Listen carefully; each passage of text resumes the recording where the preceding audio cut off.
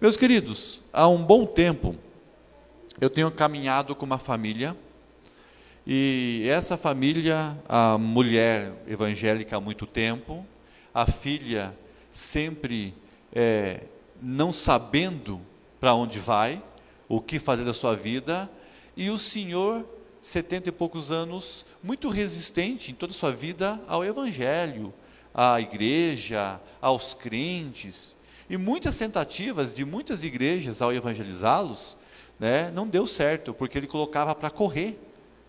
E quando tinha algum pastor na casa deles lá, que foi sem avisar, ele chegava, ficava na esquina, no carro, esperando para ir embora, porque esses crentes chatos, né, ficando aí. Mas um dia não teve jeito, né? O encontro com Jesus, o momento que Deus escolheu, na situação que Deus escolheu, teve um estudo bíblico, e ele acabou indo participar, e ele ouviu a mensagem, e aquilo foi mexendo no coração dele. Aí na outra semana ele foi de novo no estudo, depois foi na casa dele, e aquele senhor nunca mais deixou de ir no estudo, ou de ir num culto, e quando ele não vai, por qualquer motivo, ele já me manda mensagem dizendo: pastor, não consegui, me perdoa. Eu falei assim: calma, irmão, não sou eu que perdoo não, fala com Deus. Mas em uma das visitas, ele já convertido, e a sua família ativa na igreja, e uma oração que ele fez me marcou muito. A oração era assim: Senhor, eu já sou velho, a minha velha já é velha, ele chama de velha, né? Nós somos um casal de velhos, Deus, mas eu nasci de novo agora. Então, Senhor, me dá mais tempo de vida, para que eu possa usufruir de tudo que Deus tem feito e tem preparado para mim. A oração dele foi que Deus desse mais tempo de vida, porque ele queria aproveitar o tempo perdido ou o tempo sem Jesus. A noção de que a vida começou aos 72 anos de idade, quando ele nasceu de novo. E ironicamente, depois dessa oração, algumas coisas começaram a ficar muito difíceis na sua casa. A esposa, que já teve problema de câncer e tratou, foi curada, mas ficou com a imunidade baixa, com a saúde limitada por causa disso, ela pegou um gripão, quase morreu de pneumonia. Se recuperou disso, pegou essa última variante agora recentemente do Covid, e ficou doente, limitada, dores no corpo, e recentemente ela pegou dengue. E agora a dengue passou, mas ela não aguenta mais de dor nas juntas, dor no corpo, dor na cabeça, dor nos olhos, né? Mas insiste, ela vai para a igreja assim mesmo. Mas agora eu vejo que ele tem sofrido, porque a sua esposa vive com dor, vive inchada, vive de cama, e ele queria tanto, junto com a sua velhinha, aproveitar o culto, a IBD, né, as cruzadas evangelísticas, o EMA que esteve lá. Ele quer aproveitar de tudo, ele orou para isso, mas parece de que as coisas não estão acontecendo como ele quer. A corrida dele, parece que a chegada está chegando cada vez mais perto dele e da esposa. E eu fiquei impressionado com isso, porque eu tive o privilégio de conhecer Jesus com 18 anos de idade. Talvez você nasceu numa igreja evangélica, talvez você conheceu Jesus com 18, 20, 30, mas o privilégio de nós conhecermos a Cristo e podermos caminhar, construir uma vida, usufruindo, aproveitando da presença dEle, da oração que nós podemos fazer, do aprendizado que nós podemos ter, do crescimento espiritual, de ouvir a voz, de ver coisas que Ele faz, coisas simples às vezes do dia a dia, ou coisas que seriam impossíveis de acontecer nas nossas vidas. É um privilégio poder fazer isso. É um privilégio poder nós termos tempo útil, de qualidade, para vivermos com o Senhor. Não é verdade? Eu sei que às vezes nós não aproveitamos. Eu sei que às vezes nós ficamos mais tempo reclamando, ou valorizando outras coisas, ou buscando outras coisas, e não valorizamos esse tempo. Aí essa semana, sexta-feira, eu chegando em casa, a minha esposa chorando. Calma, gente, não fiz nada de errado dessa vez. Ela chorando, ela estava assistindo um podcast. E ainda é um podcast de uma menina, de uma jovem, uma mulher, que estava diagnosticada com câncer, e estava já com seus dias marcados, 2, 3 meses mais de vida, e ela foi dar num podcast do Vilela, falando sobre a sua vida, as dores, a doença, o impacto que ela teve ao ter a notícia, mas que para ela estava tudo bem, porque ela conhecia Jesus, e sabe que esse tempo seria passageiro mesmo, mas está tudo bem, porque ela vai viver o melhor possível aqui com Jesus, porque um dia vai estar na glória. O tempo dela estava, e ela chorava no podcast, o entrevistador chorava também, e minha esposa chorava, vendo os dois chorando, e eu, para não quebrar a rotina, eu chorava, e às vezes eu ria, chorava pela situação, mas eu ria porque minha esposa estava chorando. Não que eu tenha o prazer de ver a esposa chorando, mas eu dava risada de ver a minha esposa, que tem um coração tão grande, que se impressiona, sente, chora, e ora por alguém que ela conheceu na internet e nunca viu na vida, para que ela tenha mais tempo para poder casar, ter filhos e usufruir das coisas que Deus tem preparado. Porque eu estou dando essa grande ênfase em viver? Porque a nossa vida, diz o texto, que ele é comparado a uma corrida. A construção de uma corrida. Na verdade, Deus, os apóstolos e principalmente Jesus, ele usava muita linguagem pedagógica de história para comparar a nossa vida sempre a alguma coisa, não é verdade? Comparava a algumas situações que tinham início, meio e fim. Eu falava em Coronel recentemente sobre a parábola dos 2 construtores. Mais uma vez, uma obra que começava a ser construída, tinha um planejamento e um tempo de construção, mas um dia chegaria ao seu fim, estaria pronta a obra organizada, concluída, inaugurada. Falava de uma construção de uma vida com o Senhor, na palavra do Senhor. E aqui, o autor, ele vai fazer uma comparação, uma corrida. E aqui nós temos que colocar algumas coisas para entendermos. Por que que o autor, ele vai falar sobre corrida? Ele vai falar um pouco sobre a carreira, a corrida, estar focado em Cristo. Porque a carta aos Hebreus é uma carta que está tratando de algumas coisas, alguns conhecimentos ou falta de conhecimento que a igreja tinha e que o autor precisava corrigir.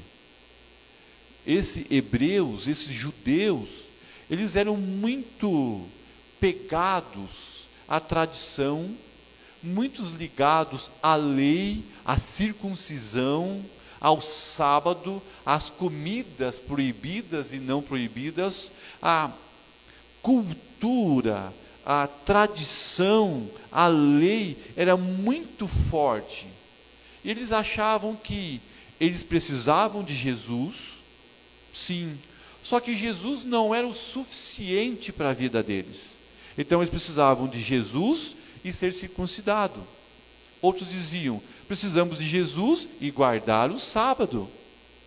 Precisamos de Jesus e fazer o quê? Não comer alguns tipos de comida. Precisamos de Jesus e obedecer 100% à lei. Precisamos de Jesus, mas queremos voltar ao templo, oferecer o sacrifício, como os nossos pais faziam. O autor começa desde o capítulo 1, ensinando que Jesus é suficiente. Só Jesus basta. Que a salvação e a vida com Deus, ela inicia em Jesus, ela continua em Jesus, ela vai ser recolhida por Jesus. Quer guardar a lei? Tudo bem. Quer guardar o sábado? Tudo bem. Quer não comer algumas comidas? Tudo bem. Mas não coloque essas condições de cultura, tradição, de leis, como algo que é uma condição, exigência para ser salvo, ou até mesmo para ter uma vida com Deus. Jesus não precisa usar mais alguma coisa para que Ele possa ter comunhão com você e você com Ele. Jesus é o suficiente. A cruz, o sangue derramado, a morte de cruz e ressurreição, ela foi tão grande, tão profunda, que ela é suficiente e foi uma única vez, para quê? Para que você e eu, e todo aquele de qualquer tempo, de qualquer lugar, quando cresce em Jesus, fosse salvo e ali iniciasse uma vida com Deus, uma carreira, uma corrida. Essa é a grande intenção do autor. Corrigir alguns ensinos daquela igreja que achava que Jesus precisava de amuletos ou ajuda para executar o seu plano de salvação ou para ter uma comunhão com a igreja. Não. Jesus não precisa de nada. Jesus não precisa de ninguém para fazer a obra da redenção e para ser o Senhor da igreja. Porque Ele é a rocha, Ele é o cabeça, Ele é o dono, Ele pagou o preço, Ele foi comprado. E aqueles que são de Cristo, o Pai deu, entregou para Ele, e Ele jamais lançará fora. De manhã nós falamos na IBD sobre a pregação de Estevão em Atos 7. A pregação de Estevão conclui assim: ei, vocês judeus, vocês não entenderam nada. Todos os símbolos e objetos que os povos antigos usavam tinham um sentido de apontar para o futuro. Era um símbolo, era um ensino pedagógico de tudo que vocês tinham e faziam, apontavam para que um dia Jesus iria vir, e Jesus é o Senhor. E essa igreja estava querendo viver com Jesus e mais alguma coisa. Jesus e mais alguma coisa. Ele está desconstruindo isso. Jesus é o suficiente para a sua vida, salvação. E Jesus é o suficiente para a sua vida, comunhão, proteção, cuidado, direção. O autor está dando essa dica à igreja. Mas no capítulo 12 em específico, ele vai falar de uma corrida, de uma nuvem que está ao redor, cantando, gritando, dizendo: vai, vale a pena. A cena que podemos pintar, se fôssemos fazer um quadro desse texto, é você pegar um ginásio bem grande, tipo daqueles romanos que faziam os jogos com os leões, com os gladiadores, o Coliseu, e toda a arquibancada cheio de gente, e lá embaixo, em vez de leões, uma pista de corrida, e com alta quilometragem, você ia ter que correr muitas e muitas voltas até concluir a quantidade de quilômetros necessário, uma maratona, 42 quilômetros. E de repente, na linha de largada, se posiciona algumas pessoas. E aí alguém dá o tiro para o ar, e esses que estavam ali começam a correr. E nessa corrida tem obstáculos. Pulam, caem, ralam o joelho. A corrida é longa, tem o cansaço, o calor, o sol, o despreparo fisicamente, dói o pé, né, Marquinho? Machuca o joelho. Pensa em desistir, pensa em parar. Mas quando você pensa em parar e desistir, você para e ouve a multidão gritando o seu nome: vai, vai Alex, vai Marquinho, vai dar certo, você consegue, nós estamos juntos, vale a pena, não desista. E aí os corredores são impulsionados, motivados com esses gritos, que são testemunhos, dizendo, continua, não desista, não desista. E quando está olhando na linha de chegada, eles encontram lá Cristo, que foi a mesma pessoa que deu o tiro, iniciando a corrida, agora está lá com a bandeira quadriculada, dizendo, aqui é a chegada. É esse quadro que o autor está pintando. E aqui nós temos que entender algumas coisas desse quadro, dessa cena, para a gente entender essa corrida, essa nuvem e por que vale a pena. Essa motivação. E de motivação, eu vou dizer para você que eu fiz algumas corridas. O meu filho, ele me coloca alguns desafios e eu não sei por que eu falo sim. E entro na onda do meu filho. E uma vez ele inventou de correr 5, 6, 7 quilômetros em corridas que tinham por aí. O Rafael corria junto. E uma vez eu fui numa corrida em Chapecó. Eram 5 quilômetros. E descia 2 quilômetros, um reto, depois subia 2. E na volta você voltava e os 2 últimos quilômetros eram subida. E eu com esse porte físico atlético, né? E quando chegou nos 2 últimos quilômetros que começou a subida, a minha mente falava assim para mim, o que você está fazendo aqui? Por que você aceita essas coisas? Não venham mais. Por que você não veio só dirigindo o carro? Para quê? E eu pensei, agora eu vou parar. Eu vou caminhar até a chegada. E quando eu estava caminhando, já passou uma senhora, bem idosa, passou correndo por mim na subida. Aí o meu orgulho disse assim, não vai chegar atrás dessa senhora. E eu voltei a correr. Eu não ganhei dela, mas não perdi, cheguei junto. Porque eu fiquei pensando, está lá o Lucas, minha nora, minha esposa e uns amigos que vieram, tudo fotografando e filmando, e eu vou chegar atrás da senhora? Que mico!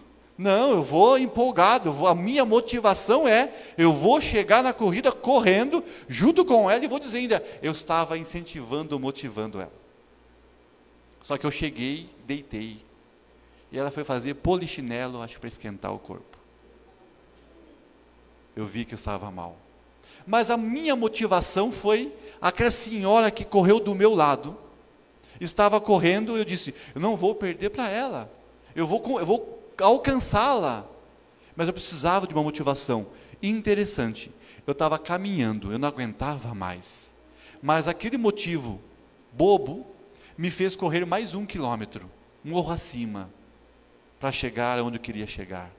A motivação me impulsionou a correr morro acima, mais 1 quilômetro.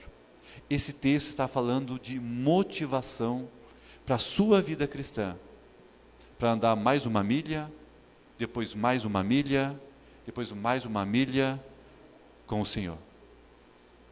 Esse texto fala, não desista. Vale a pena correr a corrida com o Senhor. Que corrida é essa? Quando começa? Bem, ficou fácil, a corrida é a sua vida.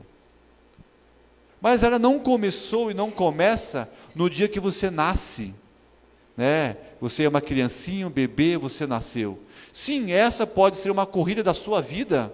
Pessoa, você tem o início, desenvolve, e quando Deus marcou a senha, vai chegar o seu dia. Essa é a vida, a natural. Mas a Bíblia diz assim, de que a vida, o nascer de novo, a conversão, a regeneração, deixar de ser inimigo de Deus e ser aceito como filho de Deus, ela acontece no momento ímpar da sua vida. Ou aconteceu no momento ímpar da sua vida. E se não aconteceu, eu espero que seja hoje. Que você possa de fato se render ao Senhor. A corrida inicia quando você ouve a palavra do Senhor, quando você compreende que você é pecador e que a sua natureza, herdada de Adão e Eva, te levou a pecar. Os frutos do pecado é porque o seu coração está longe de Deus. E por nascermos longe de Deus e fazermos pecado, nós estávamos como inimigos de Deus, debaixo da ira de Deus, e merecíamos o inferno. Isso se chama morte espiritual. Mas quando você ouve sobre Jesus, o que Jesus fez, quando você crê que Ele morreu no teu lugar para perdoar os seus pecados, e quando Ele ressuscitou, Ele venceu a morte para ser o Senhor da vida, e quando você diz, sim Jesus, entra no meu coração, ali é o tiro para o alto, da largada, da sua corrida, que é a sua vida com Deus. É a vida de um salvo, que um dia em Cristo vai morar no céu. Mas enquanto o céu não chega, você vive aqui todos os dias, numa caminhada, numa corrida, tendo Jesus como aquele que começou, que te motiva, que te ajuda, que te prepara, mas que está preparando, aguardando lá na linha de chegada, para te dar a coroa, o prêmio, a glória preparada por Ele, chamado vida eterna e céu. Então você, meu irmão, que já conhece Jesus há algum tempo, significa que há algum tempo você está correndo. E por que é Jesus? Porque o texto fala que é Jesus que inicia a sua corrida. É porque o texto diz assim que Jesus abriu mão da alegria proposta para Ele. Ele deixou sua glória, Ele deixou o seu trono, Ele deixou o céu, Ele deixou a comunhão com a Trindade, Ele abriu mão de tudo que era direito dEle, por ser Deus, e habitou entre nós em forma humana, para sofrer, passar fome, sentir dor, chorar, ver seus amigos sofrerem, morrer e se entregar numa cruz. Ele abriu mão do que era alegria, para suportar no lugar do pecador. E quando você entende isso, você começa a correr. Ele vai dizer agora que nessa corrida, muitos obstáculos naturais ou artificiais vão acontecer para você querer desistir, para você querer arrumar obstáculos, arrumar desvios, cortar volta para chegar mais rápido.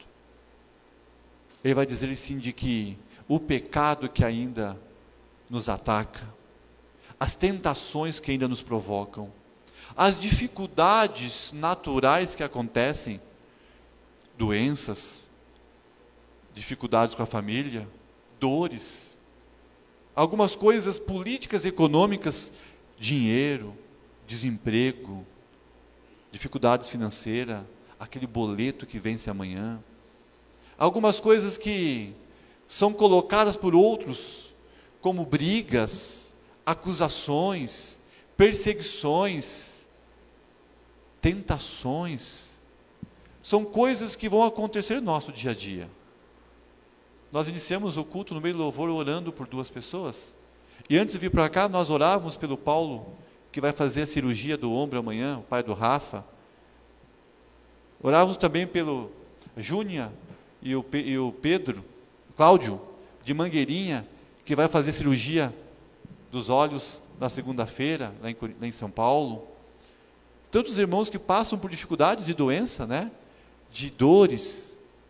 Tantas pessoas que passam por dificuldade no trabalho, crise econômica, dificuldade com colegas de trabalho, acusações, brigas, problemas com seu chefe, no casamento, tantas dificuldades que tem entre esposa e marido e esposa, pais e filhos, entre irmãos, bens da família, negócios, tantas coisas que acontecem no nosso dia a dia, causadas por nosso pecado, ou causadas pelo pecado de alguém, ou situações que querem fazer com que você desista, que você abaixe a cabeça dizendo, não vale a pena, eu não aguento mais.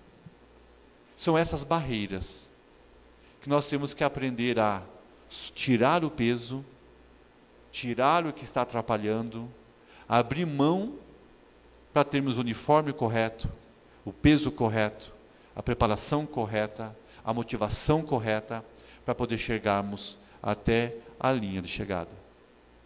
Ele está dizendo que agora nessa corrida, você precisa de ajuda. Na corrida do seu dia a dia, você precisa de ajuda para não desistir.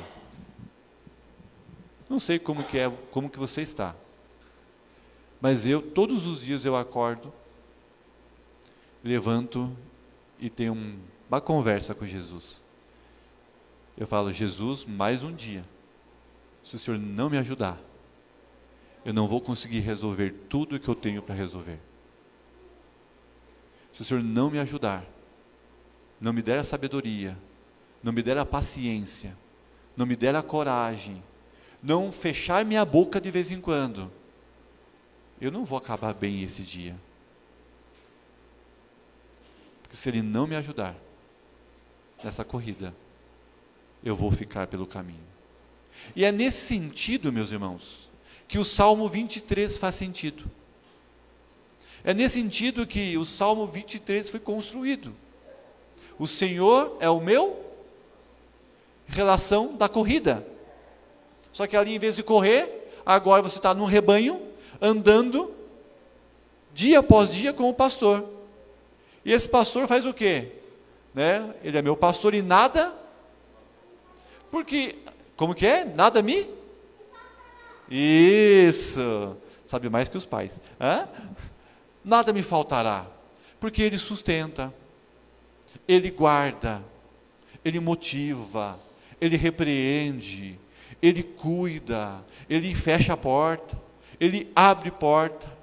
E mesmo que eu ande no vale da sombra da morte, mesmo no momento mais difícil da corrida cansada, sem pasto, sem água e o lobo chegando, eu não vou temer, porque Ele está comigo. Ele está do meu lado. Isso me faz lembrar de uma história, talvez muito conhecida. Nos Estados Unidos tinha os índios que chegava com 14, 15 anos, dependendo da idade, 12 anos, os meninos iam fazer a passagem para a idade adulta. E era comum os pais pegarem os filhos homens, levar para a floresta, colocar sentado num tronco, vendar os olhos no início da noite e falar assim: nós vamos embora, você vai ficar sozinho. Você não pode tirar as vendas dos olhos. Só quando amanhecer. Quando amanhecer, você sentir o sol, você pode tirar. E se você passar a noite toda e não morrer, você é um homem e pode fazer parte das decisões da tribo. E conta a história de que um pai, o índio, levou o seu filho, fez todo o cerimonial, colocou a venda, colocou sentado num tronco, no meio da floresta, e disse para o filho: fica aqui, não tira a venda. Se tirar a venda, você não é um homem. E essa criança ficou sentado e começou a ouvir barulhos de animais. E ele começou a chorar, mas não tirou a venda. Barulhos de bichos, gritos, uivados, e o frio, e ele chorava de medo, mas não tirou a venda. Quando amanheceu, ele sentiu o calor do sol, ele foi retirar a venda. Sentado à sua frente estava o seu pai. Ele não viu, deu medo. Ele não sentiu, deu desespero. Ele não sabia o que estava acontecendo, deu ainda mais medo. Mas o pai estava lá, mesmo sem ele ver. mesmo sem ele saber, mesmo sem ele sentir, o pai estava lá guardando para que nenhum mal acontecesse ao seu filho. Essa corrida é a mesma história. É você que está correndo. É você que enfrenta os obstáculos. É você que luta. É você que desanima. É você que sofre. Mas às vezes você não vê, você não sente.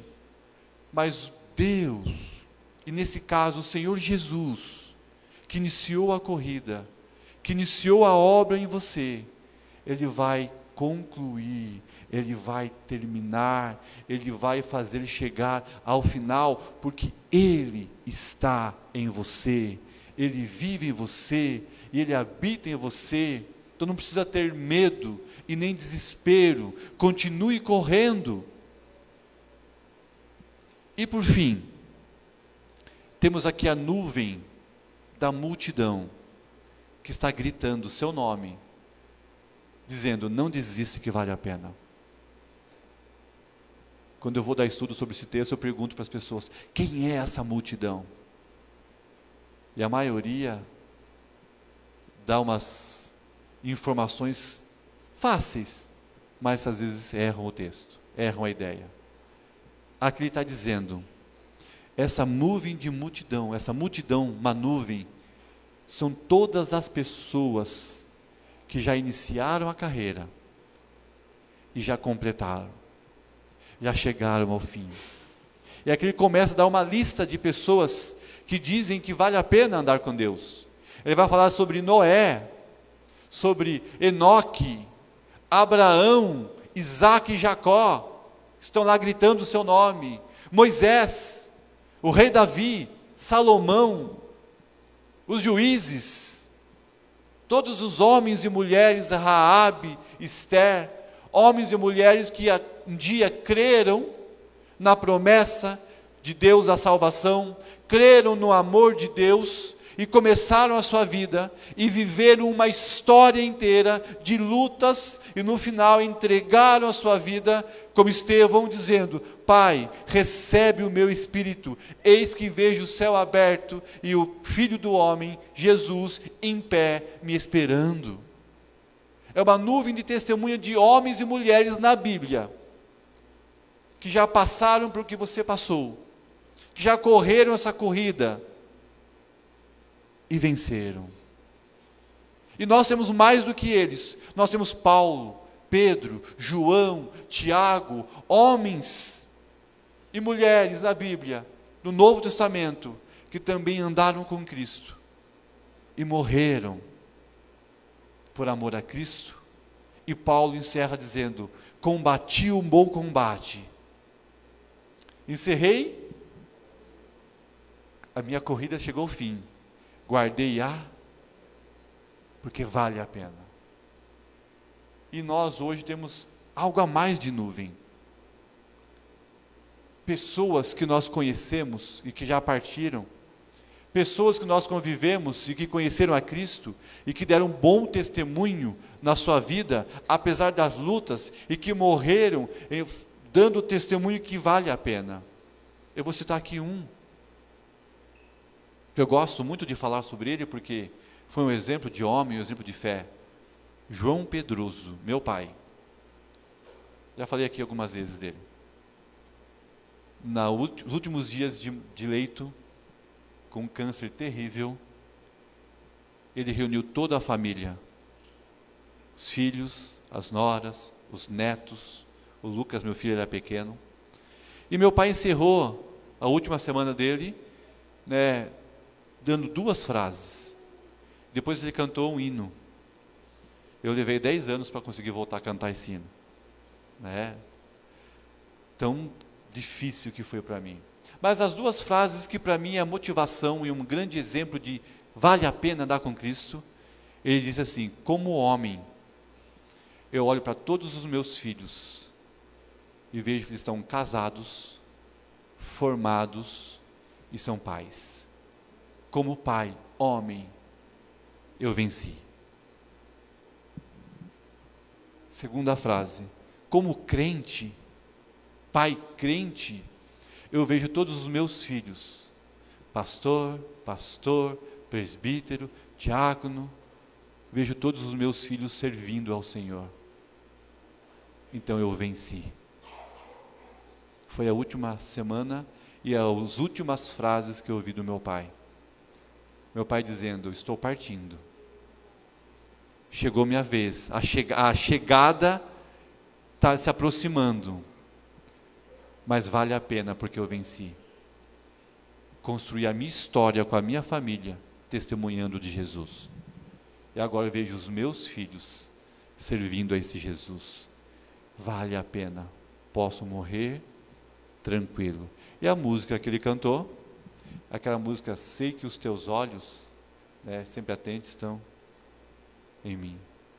Deus de aliança, eu tinha no meu pendrive, quando chegava essa música eu pulava, porque o homem não chora, né? Então eu não podia chorar, pulava, porque o homem chora.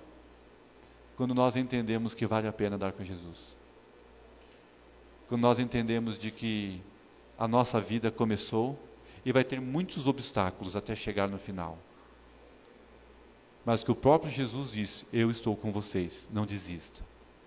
E uma multidão de pessoas que já partiram vão dizer: não desista, porque vale a pena. E quando você chegar no final da sua corrida e olhar para trás, você vai ser inserido nessa grande nuvem de testemunha, onde os seus netos, os seus amigos, as pessoas vão olhar e vão dizer: vale a pena, porque o vô e a avó correram essa corrida. Vale a pena, porque o tio e a tia correram essa corrida. Vale a pena, porque o meu amigo lá que trabalhou comigo tanto tempo correu essa corrida. Então eu quero correr também. É essa a mensagem que o autor está dizendo no início do capítulo 12. Que a sua vida é uma corrida. Não perca a motivação.